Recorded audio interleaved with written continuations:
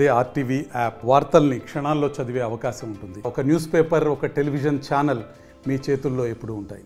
47 సంవత్సరాల సినిమా జీవితంలో రకరకాల వేషాలు ఇస్తూ రకరకాల పాత్రలతో మీ ముందుకు వచ్చిన నేను ఇవాళ కల్కి వరకు కూడా ఒక కొత్త పాత్రలు చేయడం జరిగింది.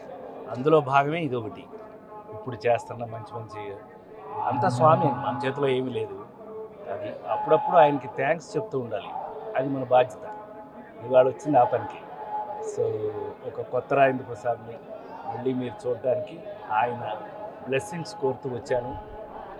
మీ అందరికీ తెలుసు, ఆయన వేసిన భిక్ష రాజేంద్ర ప్రసాదం, ఆ కాటేజ్ కూడా ఎలా ఉందని అప్పుడప్పుడు చూడటం నా బాధ్యతగా, స్వామివారికి రోజు కరెక్ట్గా జరుగుతుందో లేదో చూడాలనే బాధ్యతతో స్వామివారి ఇచ్చిన బాధ్యత నెరవేరుస్తూ మీ అందరూ కూడా జీవితంలో ఒక కొత్త వెలుగులతో కొత్త జీవితాలతో బాగా కష్టపడి, అందరూ కష్టపడింది తినొద్దండి, అరగదు. కష్టపడి తింటేనే అరుగుతుంది. ఇప్పటివరకు నేను పనిచేస్తూనే ఉన్నాను. షూటింగ్ నుంచే వచ్చాను, షూటింగ్కే వెళ్తాను. సో మరొకసారి ఆ స్వామివారి ఆశీర్వచనాలు మీ అందరికీ ప్రతి ఇంట్లోనూ పరిపూర్ణంగా ఉండాలని, ఈ నన్ను చూస్తున్న మీ అందరికీ కూడా ఆ స్వామి గొప్ప జీవితాన్ని, గొప్ప ఆనందాన్ని ఇవ్వాలని మనస్ఫూర్తిగా కోరుకుంటున్నాను.